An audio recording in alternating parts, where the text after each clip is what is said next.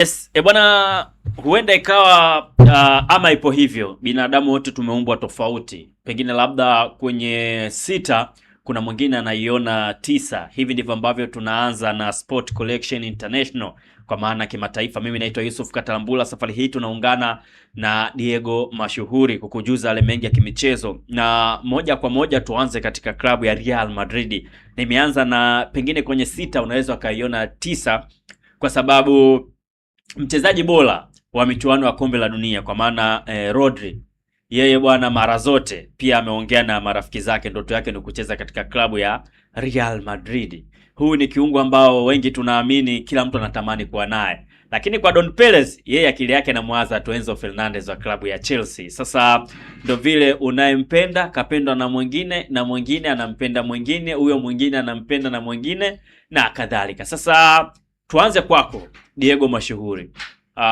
Kwa kuangalia hawa wachezaji wawili Enzo Fernandez na Rodri, lakini pia ni ngumu kumpata Enzo kumtoa Chelsea, lakini rahisi kumpata Rodri kwa sababu yeye mwenyewe ndo anaitaka timu.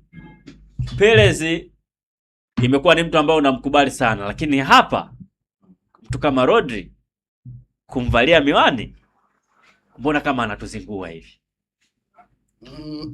Of course kwanza ni bahati iliyoje mimi kuwepo hapa kuzungumza mpira. Najua umekuwa na watu tofauti tofauti, na heshimu kila mmoja ambaye amekuwa akiuzungumza mpira. Umekuwa na Kadege hapa, umekuwa na nani? Ukisema Kadege sema binadamu pekee wa Tanzania ambao ana utulivu, yeye na Zamoyoni Mwigela wawili tu. Alafu kuna sports nani? Chief Scout. Wapo wawili tu Tanzania, yeye na Oscar Milambo. Nalinga Mfaume. Huyu ndugu yangu bwana, tunatoka wote kusini. Ndio. Ndana Kuchele. Bwana, mmoja kati ya watu ambao mimi binafsi nawakubali. Ni Nalinga Mfaume. Okay. Yes, Nalinga Mfaume na mkubali sana. Amejikita zaidi kwenye professionalism. Yeah. Si ndio? Lakini professionalism ameiweka mbele mpaka anasahau uhalisia. Okay. Unajua namba hazitupi kila kitu Ndio. Namba sio uhalisia. Sahihi. Si ndio? Yeah. Namba zinatetea namba. Hazitetei uhalisia. Sahihi. Umenisoma? Yes. Bana, mtu aliyetazama mechi ya finali kombe la dunia anaweza kukwambia mbona Argentina walikuwa wanaonekana wanashambulia nao wameenda golini. Ndipo tumeona matukio hatari. Si ndio? Yeah. Lakini ukiangalia on target hamna. Sahihi. Si ndio? Yes. Yaani namba haziwatetei Argentina. Lakini mpira zikiweko highlights hapa utaona mbona Argentina nao walikuwa wanaenda sana. Yeah. Hilo ni moja na tukienda kwenye swali sasa ambalo umeliuliza. Yeah. Of course hapo kuna mambo mawili. Kuna kiwango cha mchezaji husika, alafu kuna biashara. Hivyo ni vitu viwili tofauti. Okay. Hivyo ni vitu viwili tofauti. Kiwango ni kile ambacho mchezaji anacho. Rodri ana kiwango kizuri. Yes. Si ndio? Yeah. Of course kwangu mimi binafsi sio aina ya viungo ambao nawakubali sana kwa staili yao uchezaji. Hapana, sio aina viungo ambao nawakubali. Yeah. Lakini haiondoi kwamba ni mchezaji mzuri. Ni mchezaji mzuri wa kufanyia kazi hii moja basi. Ndio maana kwangu mimi sio aina ya viungo na wakubali. Mzee Kadege atanisaidia. Ndio. Zama zao kulikuwa kuna wavunja kuni, anavunja tu kuni. Yeah. Si ndio? Ndio. Timu itakapokuwa ina progress kwenda mbele utamuona. Yeah. Si ndio? Yes. Japokuwa Rodri anacheza kwa wenzetu bwana soka la Ulaya, mchezaji atakaa kwenye nafasi, atakuwa na uwezo wa kupiga nini, yeah, lakini sio mzuri kwenye kuidrive timu itoke nyuma kwenda mbele. Ila kuilinda timu atakulindia vizuri.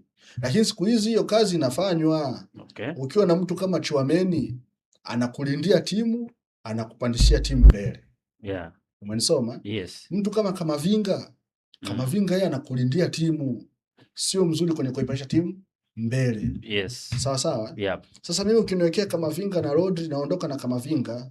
Kamavinga kinachomuangusha ni nidhamu. Okay. Bas. Nidhamu yake ndani ya uwanja ndio inamfanya muda mwingine anapoteza concentration. Anapataga kadi muda mwingine. Yes. Ukiangalia zile kadi, ni za kukosa tu umakini. Yaani unakuta tu kuna muda amekuwa off. Ana paniki, anafanya maamuzi ambayo, lakini kwenye uchezaji kuvunja tu kuni. Tukizungumza tu kuvunja kuni. Kuna mtu alikuwa anaitwa Lucas Torreira. Lucas Torreira. Kuvunja tu kuni.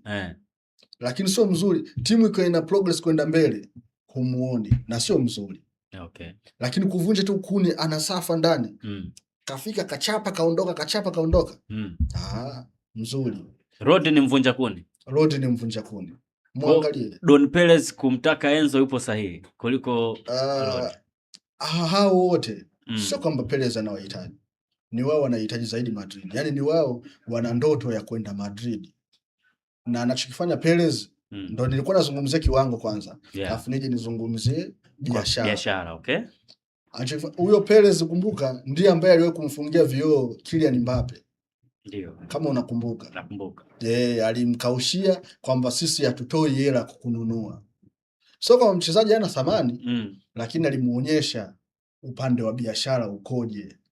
Stari mchezaji shaonyesha yeye ndo anataka. Ndio. Yaani yule alimnogesha, mchezaji naye akaweka wazi kwamba ana ndoto ya kucheza Madrid. Yes. Kwa Perez akasema, okay, mchezaji mzuri.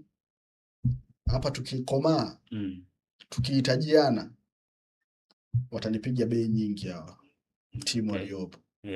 Kwa hiyo akasema chana naye. Lakini sio kwamba hamtaki. Sio kwamba na yeye atamani awepo pale. No, lakini ameangalia biashara. Mbappe ameenda Madrid kwa ada gani? Bure. Si ndio? Yes. Hela aliyotoa ni ya kumpa tu mchezaji mwenyewe. Yaani ile thamani ya mchezaji. Sio hela ya kumnunua kutoka kwenye klabu fulani. Hiyo ndo biashara ambayo amekuwa akiifanya Perez kwa misimu hivi karibuni. Na pia amekuwa na utaratibu kuchukua wachezaji wazuri kwa gharama kiduchu au bure kabisa. Amefanya hivyo kwa Ibrahima Konate. Yes. Ibrahima Konate, kumbuka Madrid iliyopita ilisajiliwa kina Mastantuono, ilisajiliwa kina madogo gani hawa. Yaani ilichukua vidogo vingi. Yes. Si ndio? Kocha Xabi Alonso ingeweza kumtaka Ibrahima Konate pale. Ingeweza kumtaka Dumfries pale. Yes. Ingeweza, lakini bado walikuwa wana mikataba mwaka mmoja. Kwa nini atoe hela kati anaweza akasubiri? Ndio maana aliriski ule msimu upotee tu. Okay. Ndio maana ukiangalia baada ya kumtoa Xabi alivyomweka yule Abeola, hakuwa anamdai chochote. Na ndio maana pia hata Abeola alivyomaliza tu msimu, hakukuwa na mazungumzo yote kwa sababu alijua mimi nimekaa hapa ni maegesho. Hii timu ilishajua kabisa kwamba project yake imeshafeli ya msimu huu. Yes. Kwa hiyo yeye alikuwa na uishi msimu uliopita akitarget maisha ya msimu huu. Umenisoma? Yes. Ina maana alishamalizana na Mourinho muda mrefu. Achana zile tetesi. Mourinho alishakuwa siku nyingi. Na ndio maana ukiangalia alipokuwa Mourinho aliigomea timu ile kufanya mazungumzo ya mkataba mpya siku nyingi. Ayomba ni alikuwa shamalizana, lakini hawawezi kuweka wazi kwa sababu unajua sheria hizi zitakuwa zinawabana. Wachezaji hao alishamalizana nao siku nyingi wakina Ibrahima Konate, lakini hawakutakiwa kuweka wazi kwa sababu wangeweka wazi pengine ingeua morali ya timu. Umenisoma? Yes. Na vile kuna vifungu vingekiukwa vya usajili kwamba mwezaji kumapproach mchezaji hata hajabakiza miezi 6. Kwa hiyo ilibidi wasubiri msimu umalizike, waweze kuondoka nao bure kabisa. Kwa Rodri of course hapa karibuni alijitia kitanzi pale Man City. Lakini project ya Man City hii ambayo inaenda kuanza inaweza isimuhusishe yeye main. Kwa sababu kocha mpya anaweza kuja na vision mpya ambayo itamtaka mchezaji mwingine. Unajua wale wachezaji ambao walikuwa wanatumwa kazi na Guardiola, wengine walijua kabisa si tupo Man City kwa sababu Guardiola. Yaani Guardiola alitufuata akatuhitaji. Si ndio? Guardiola kamaliza, maana yake na sisi letu hapa limeisha. Ndo akina Bernardo Silva, Okay. Ndo unaona yule Laporte kaaga vile. Wengine walishaanza kuondoka kwa sababu walishajua kwamba Guardiola hana muda huo. Umenisona? Yeah. Kwa hiyo wamebaki wachezaji ambao wanaweza kaendelea kutumika au wakauzika. Kwa sababu kuna wachezaji wengine hawapo kwenye malengo ya kocha, lakini wana mkataba na timu. Kwa hiyo timu ina mpango wa kuwauza. Okay. Umenisoma? Yeah. Yaani kocha yeye unakuta hajawahitaji ila amewakuta. Amekuja kocha huyu wa Yanga, si ndio? Kuna wachezaji kawakuta hajawahitaji. Yeah. Yeye hajamhitaji Showboy. Si ndio? Yes. Hajamhitaji sijui inawezekana pia hajawahitaji hata wa madogo. Yeah, lakini wanauzika. Kawakuta. Yeah. Wanauzika. Wale ni rasilimali za klabu. Yaani klabu imetazama biashara. Okay. Leo Man City inawezekana ina Doku, inaona biashara kwa Doku. Kocha yeye amhitaji Doku, anaona Doku sio mchezaji anayemhitaji. Pengine anataka kucheza na viungo zaidi eneo la katikati, si ndio? Yes. Kwa hiyo Doku ni winga ambaye yeye anaona amfai kwenye mfumo wake. Si ndio? Yeah. Kwa anachokifanya yeye atapendekeza mchezaji wa kwenda kukaa kwenye lile eneo. Okay. Alafu Doku ataanza kusugua benchi mpaka yeye mwenyewe ajione kwamba mimi hapa inabidi tu niondoke. Umenisoma? Yes. Kwa akitaka yeye kuondoka, mambo yanakuwa rahisi kwa klabu. Umenisoma? Okay. Timu inatafutwa pale, wanafanya biashara, anaondoka. Lakini klabu itakuterminate mkataba wao kwamba kocha hamtaki mchezaji, maana klabu itapasuka kumlipa mchezaji. Kwa hiyo ni hivyo, biashara inafanywa na Perez, mapenzi yanafanywa na Enzo na Muzakimi binafsi. Wote wasiwaone wachezaji wa kufiti kucheza Madrid. Madrid ni kubwa sana kwao. Kubwa sana. No. Sana. Na Linga Mfaume. Hiyo ndio point ambayo natakaga wewe uingie. Rodri, mchezaji bora wa kombe la dunia, na Enzo, mchezaji bora kijana kombe la dunia msimu uliopita. Wote hao hawawezi kucheza. Na Linga kama atakuwa na point tofauti, mimi nitaelezea kwa nini nasema ni Enzo Fernandez ni wadogo sana kwa Madrid. Enzo Fernandez wa Chelsea. Lakini kama atakuwa sambamba na mimi, basi nitasikiliza. Unakubaliana naye? Okay. Of course, unajua Rodri for me ni masterclass. Yeah. Unaelewa? Yaani miongoni mwa viungo ambao nikiwachambua tactically wana kila kitu. Yaani unajua ukianalyze wachezaji, ukienda kwenye eneo la kiungo, sifa kubwa kabisa ni kuweza kuhimili pressure. Kila siku nalizungumza. Sahihi. Man City walipata tabu sana kwa sababu kwanza walikuwa hawana deep playmaker kama Rodri. Yeah. Kwa maana timu ilikuwa inaanzisha mashambulizi. Unajua Pep Guardiola ni miongoni mwa wachezaji ambao kufanya build up wanaamini sana kuliko kubutua. Yeah. Yaani tunasema kuanzisha mashambulizi kutokea chini, wanaamini sana kucheza hivyo. Kuna kwenye kule Italia wanasema umbrella de footballia. Vitu vitatu hivyo. Umbrella de football. Yeah. Vitu vitatu: pressing, possession, lakini pia numerical advantage. Sasa kwenye possession unahitaji mtu kama Rodri. Barcelona kwa nini wana dominate sana sasa hivi ligi ya Spain? Yes. Possession. Hicho tu. Yeah. Madrid kukaa na mpira hawawezi. Hivi karibuni kukaa na mpira kabisa, waanze kupossess kuanzia chini, wanaenda. Of course wanachuameni. Tangu ameondoka Cruz, umeelewa? Ameondoka Cruz, ameondoka Luka Modric, hawana kiungo classic kama Rodri kwa sasa hivi. Kwa hiyo kwa Rodri kwenda Madrid, of course mimi naamini kwamba kweli Mourinho ni kocha. Ulimkataa? Mimi sija kumkataa Mourinho. Mourinho ni mzee kadege, sio mimi. Mimi mtu wa mpira. Unaelewa? Okay. Mimi ni mtu wa mpira. Natambua kipi jema lipi zuri. Mimi ni technical director. Kuna kuanzia wachezaji mpaka makocha. Ndio. Najua. Huyu anafaa kwenye philosophy. Kwa hiyo Rodri, umeelewa? Ni kiungo mzuri sana. Yaani sio tu Madrid, hata Barcelona wenyewe wanamhitaji Rodri. Sio tu Madrid, Barcelona, Man City wenyewe wanamhitaji Rodri kwa sasa hivi. Kwa hiyo haukubaliani naye? Diego of course anaweza akasema hatoshi. Lakini kwa sababu labda Rodri sio mchezaji labda, kwa sababu unajua Manchester wana ile tabia ya kuwa na wachezaji ambao kachunga kidevu, umeelewa? Mchezaji kavaeleni. Rodri hana hizo tabia. Yeye anachomekea, anafanya kazi yake, ana nidhamu, anafanya kazi yake kama kiungo. Na ndio maana kwa sasa hivi ukiangalia kwenye list ya viungo, Rodri ni namba 1. Viungo bora duniani, world class player kwenye eneo la kiungo. Rodri yuko pale. Umeelewa? Na hata ukiangalia tunasema analysis nyingi za mchezaji. Rodri kwenye eneo la kiungo hana mpinzani, exceptional player, ana kila kitu, yani ana kila kitu, nakwambia defensive anayo. Timu ilikuwa inashambulia alikuwa na mpira, ana role yake. Timu ilikuwa inajenga mashambulizi, ana role yake. Positioning, ana role yake. Umeelewa? Ukitaka kujua ubora wa Rodri, nenda kaangalia master classes za Pep Guardiola. Kuna coach voices, kama mnapita watu wa mpira wanajua hizo. Ni miongoni wanatoa makala nzuri sana. Coach's voice, nenda kaangalie kule, nenda kaangalie master class ambazo Pep Guardiola anazifanya kule, anavumzungumzia Rodri. Na uwezo kwangu mimi Pep Guardiola akichambua kitu nakipitisha. Yani Pep Guardiola kwa sababu ni miongoni mwa walimu ambao nawaheshimu sana. Umeelewa? Akichambua kitu mimi nakipitisha.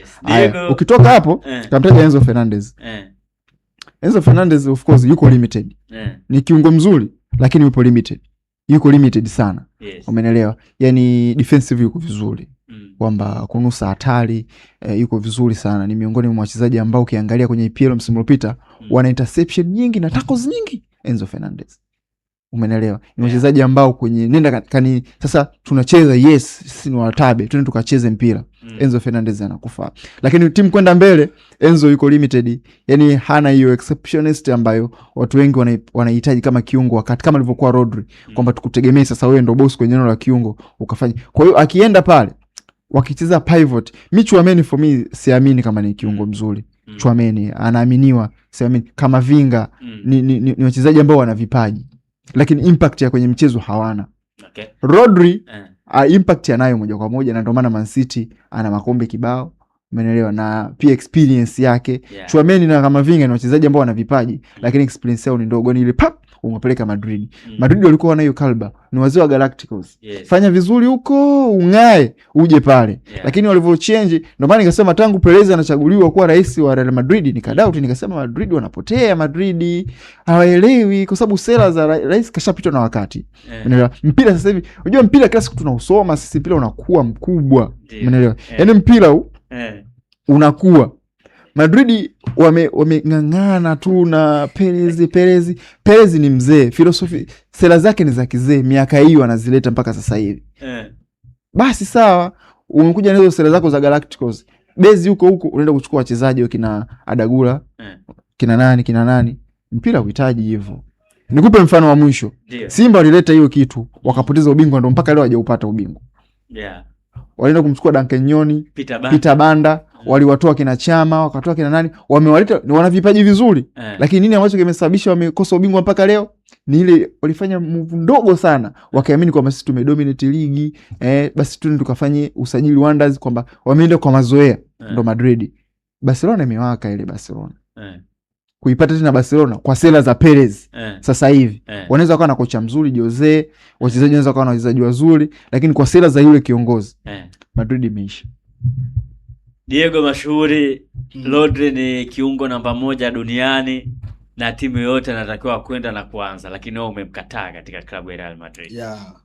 Yani amemkataa bila hoja. Kasema tu mdogo. Ndio maana nilisema kasema mdogo. Sasa unavyosema mchezaji mdogo alitaka wao upinge ili aje na wewe. Sasa nilitaka nimsikilize kama yuko sambamba na mimi. Nisikize pointi zake. Ndio. Kama yuko tofauti, yani mimi pointi ninazo, yeye nataka nimsikilize, anakubaliana au anakataa. Kwa hiyo sawa. Ndio. Mara zote wanasema naheshimu Nalinga amesoma. Ndio. Amesoma mpira. Of course itoshe kusema hivyo, amesoma mpira. Ni mmoja kati ya watu ambao wamesoma mpira.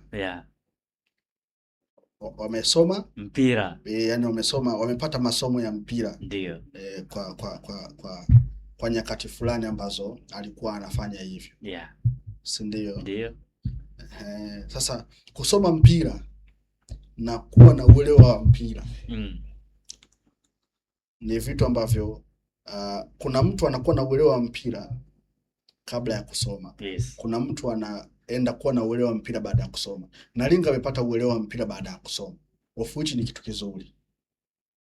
Na ndio kitu sahihi. Si ndio? Lakini ninachomuonyesha ni kwamba uelewa alioupata baada ya kusoma ndio umemfanya yeye amekuwa amelilai zaidi kwenye vile ambavyo kasoma. Umenisoma? Yes. Kuliko mpira wenyewe. Yaani naisha kwenye vitu ambavyo kavisoma. Ndio. Ametaja namba za Rodri, namba za sawa. Umenisoma? Nilizitaja pia namba. Lakini nilijua kwa sababu ndo mtego ambao mara nyingi huwa anauvaa analinga. Ndio. Namba. Si ndio? Yes. Of course namba zipo. Lakini uhalisia, ndio maana nilitoa mfano wa ile mechi. Sawa, twende kwenye jambo moja. Sasa nataka nimrahisishie kwa nini Rodri ni kiungo ambaye hatoshi kwa Real Madrid. Yes. Sawa. Yeah. Rodri amewahi kuwa Spain, si ndio? Ndio. Spain ilikuwa kwenye timu ambayo inasifika kwa soka gani? Tic-tac. Timu gani? Si Spain hii. Nasema alikuwa Atletico Madrid. Alikuwa La Liga. La Liga, timu yenye kukaba sana. Ni mchezaji ambaye amesifika kwa kukaba. Pale alikuwa kwenye timu ambayo inasifika kwa soka la kujilinda. Na yeye alikuwa mvunja kuni haswa. Ndio. Umenisoma? Yes. Nitakueleza jambo moja. Alikuwa sambamba na Thomas Partey. Yes. Si ndio? Thomas Partey alivyoenda Arsenal, alisifika kwa kukaba? Hapana. Yes. Alisifika kwa kuichezesha team. Ana drive the whole team. Na yeye alipofika pale alikuwa roho ya team. Rodri kaenda Man City. Yes. Alisifika kuchezesha timu au alisifika kwamba jamaa mfupa kweli kweli pale kati? Rodri amesifika kwa kuwa kiungo mzuri wa ulinzi. Ndani ya Man City. Sio kiungo mzuri wa kuichezesha timu. Hajawahi kupata hiyo sifa. Ndio maana nikasema ni mchezaji mwenye sifa hii moja. Sijasema mchezaji mbaya, hakuna niliposema mchezaji mbaya. Lakini ni mchezaji mwenye kazi hii ya kukuvunjia kuni basi. Yes. Kwa hiyo Rodri yeye ili aonekane, ndio, si ndio? Yes. Anatakiwa awe na timu ambayo ndani itakuwa na Bernardo Silva, ndani itakuwa na De Bruyne, ndani itakuwa na, ili kazi anayofanya mbele watu waitendee haki. Yaani akishazuia watu wachezeshe timu, atachukua Bernardo ataangalia huko, angalia Bernardo anavyocheza. Ni mchezaji ambaye anaweza katokea pembeni kama winga, akacheza katikati. Man City imekuwa na tabia kicheza na namba 8 wawili au namba 10 wawili. Umenisoma? Yes. Kwa sababu gani? Kwa sababu nyuma kuna mtu ambaye ni static. Yeye kwa ajili ya ulinzi tu, hafanyi zile interchanges zile. Yaani anyumbuliki kwamba umemwona Rodri mara kakaa kule. Utamuona tu eneo lile lile analinda safu yake ya ulinzi. Umenisoma? Yes. Sasa Madrid ni timu kubwa sana. Unamuona Bellingham yule? Jude Bellingham unamuona? Yes. Bellingham uchezaji wake unashindwa kujiuliza huyu ni winga, ni kiungo kama kiungo wa kati? Anacheza zaidi pembeni? Ndio. Au vipi? Yaani mchezaji ambaye anaweza akachezesha timu nzima, anaidrive timu, anadribble mipira akiwa katikati ya uwanja, sio pembeni. Ndio. Anakuofa zaidi ya kitu kimoja unachokihitaji kutoka kwake. Sahihi. Rodri mimi sijamuona akitosha Madrid. Kwa sababu gani? Anaofa kitu kimoja. Ni mchezaji ambaye anaofa kitu hiki. Ulinzi basi ndio maana nikasema kama ni kuvunja kuni. Kuni mbona anavunja hata akina nani hawa, kina Kamavinga? Sawa, sasa unaenda Madrid na kitu gani? Si ndio? Unamwona Sergio Busquets. Sergio Busquets alikuwa ni kiungo wa ulinzi. Lakini kiungo wa ulinzi ambaye alikuwa anasifika kuchezesha timu. Sahihi. Unasoma? Yes. Ni kiungo wa ulinzi yule Busquets, nikikueleza historia yake. Na sijui kama Nalinga alikuwa anafuatilia soka la Liga kwa wakati huo. Soka la Liga kwa wakati huo. Ndio. Rodri alipandishwa na Pep Guardiola. Si ndio? Yes. Ilikuwa inatajika apatikane mchezaji ambaye anaweza kulicheza eneo la ulinzi vizuri. Walikuwepo vitasa. Si ndio? Ndio. Lakini Guardiola alikuwa anaenda kuangalia timu B, anaona kuna mtu, umenisoma? Yes. Anaona kuna mtu lakini nyonde na Barcelona alikuwa na mpango wa kumtema wampeleke huko. Yani sio mchezaji yani kwa eneo analocheza yule sio mchezaji ambaye anamudu kucheza winga, ni mchezaji anayemudu kucheza eneo la katikati, lakini aina yake ya uchezaji haendani na anavyotakiwa kuwa kiungo wa ulinzi. Ni mchezaji ambaye ni nyonde. Nani huyo? Busquets. Umenisoma? Yes. Mchezaji ambaye ni nyonde. Yeah. Ila Guardiola uwezo kamili alikuwa hata akipata muda wake wa ziada anaenda kutazama mazoezi ambayo yuko Busquets anacheza. Akasema mimi huyu ndo namtaka. Kwa sababu hata Guardiola yeye wakati anapanda hivyo Johan Cruyff alikuwa anatazama wale madogo wanavyocheza. Ndio akapatika njia alopatikana Guardiola, ndio njia alopatikana Arteta, alopatikana Busquets.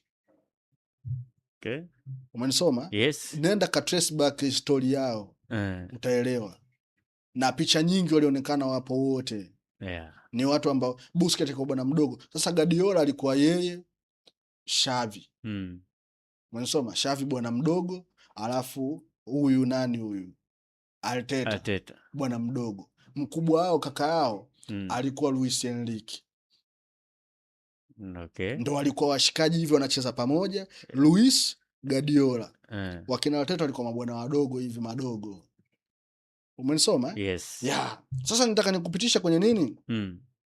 Aina uchezaji ambao dunia sasa ndio ilikuwa inabadilika kwenda. Ndio. Guardiola alimchukua Xabi yule Sergio Busquets. Yeah. Kwa nini? Yeye alikuwa anataka kiungo wa ulinzi, si ndio? Lakini alienda kumchagua kiungo wa ulinzi ambaye anaweza kucheza. Ina maana ataenda kuofa ulinzi na kucheza. Ulinzi wake yule hawezi kugongana. Okay. Si ndio? Yes. Ulinzi wake upo kwenye kucheza. Anaweza kukaa na mpira vizuri mguuni. Anaweza kupangua safu za timu pinzani yes, kwa pasi moja. Si ndio? Yeah. Hawezi kukupa tackles za maana. Sio mzuri. Lakini ni mzuri pale ambapo mpira upo mguuni kwake. Kataka kiungo wa ulinzi. Yes. Lakini ameenda kupata kiungo ambaye anamsaidia ulinzi na anamsaidia kuchezesha timu. Yes. Rodri ana sifa moja. Hana sifa zaidi ya hiyo. Sawa. Mimi bwana namsikiliza Diego as if kwamba sijajua Diego huwa anaangalia mpira au sijajua anafuatilia mpira kwenye engo gani, kwa sababu kama unashindwa mjua Rodri kwamba ana sifa moja ya kiuchezaji napata mashaka sana.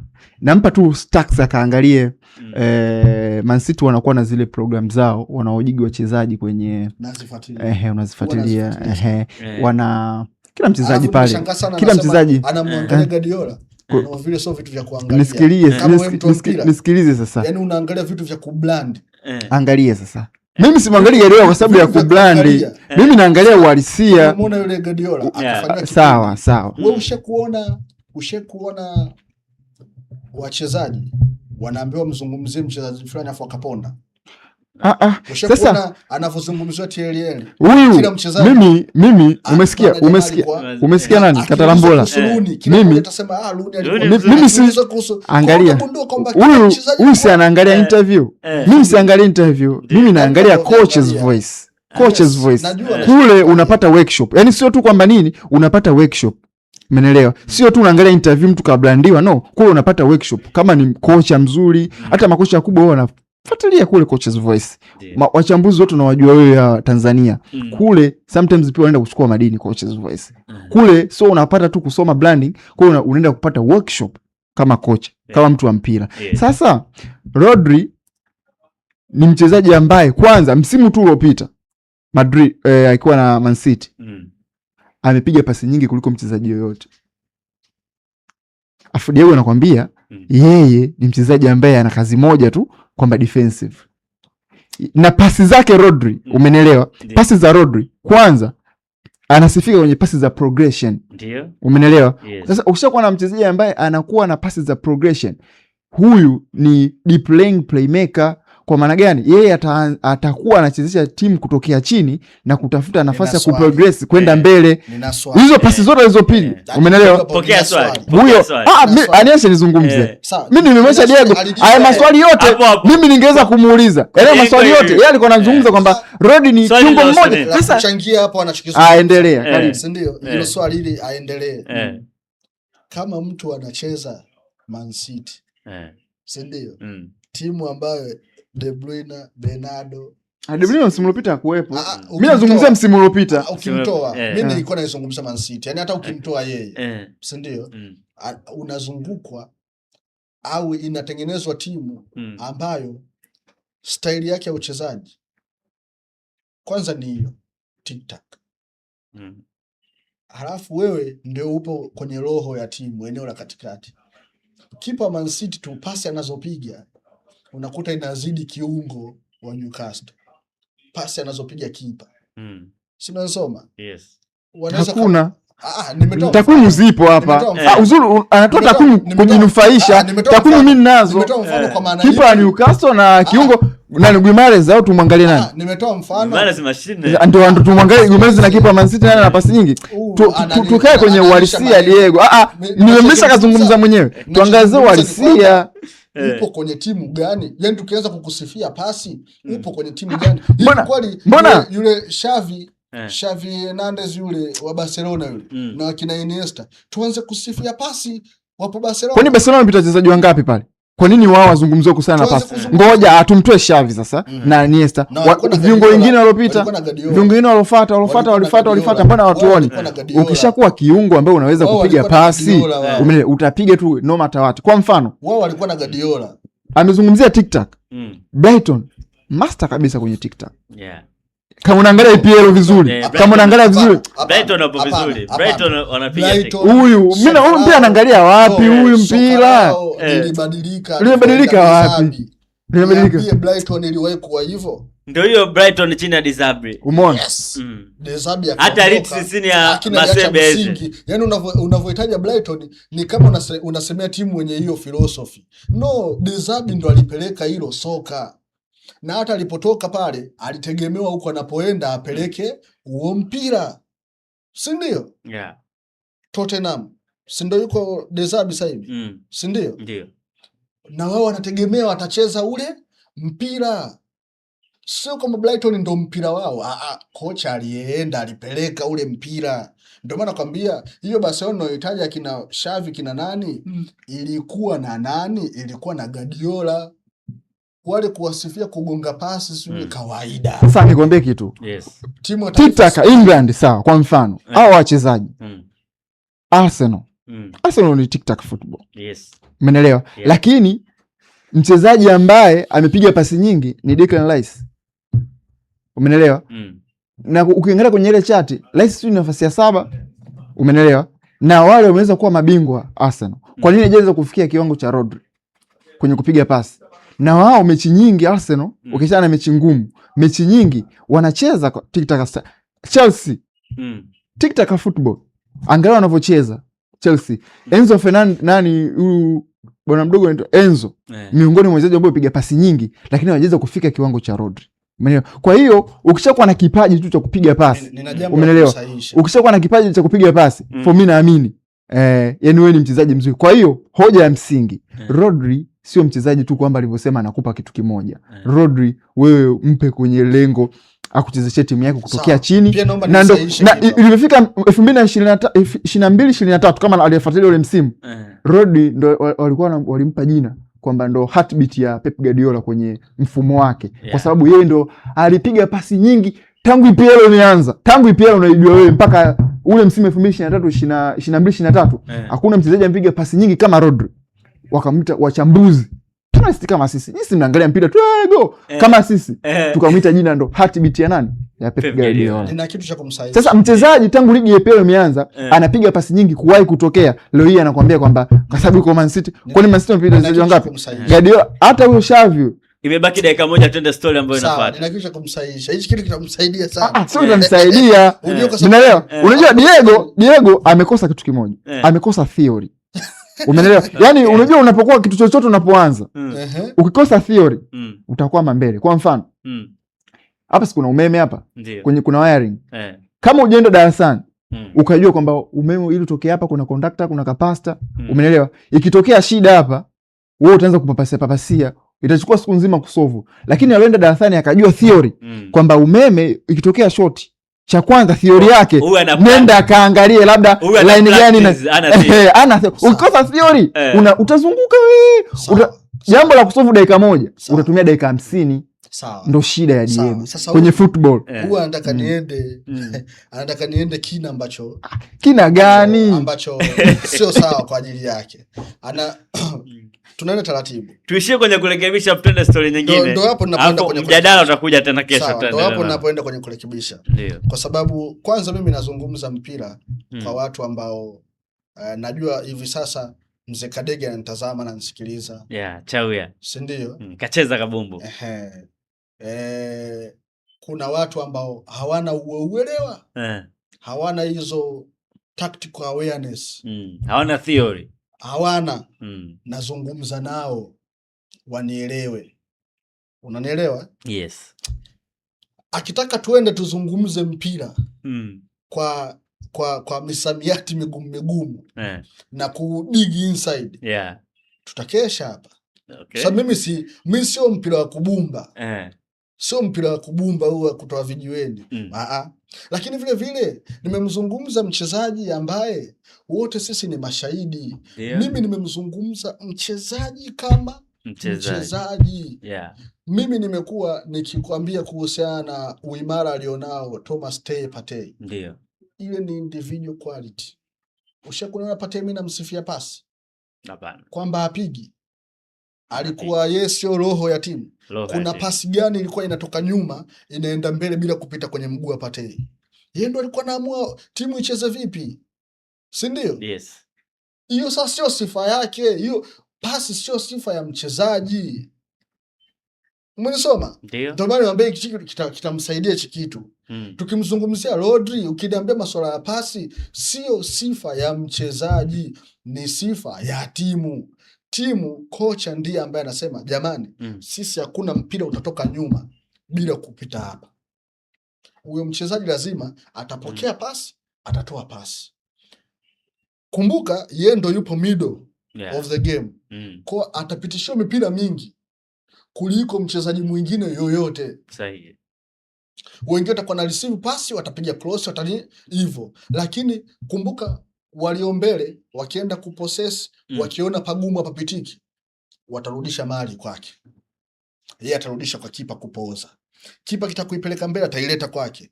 Yeye atachagua icheze huku, kwake ndo njia. Yes. Man City wacheze mpira ule wa kuvusha mipira mirefu.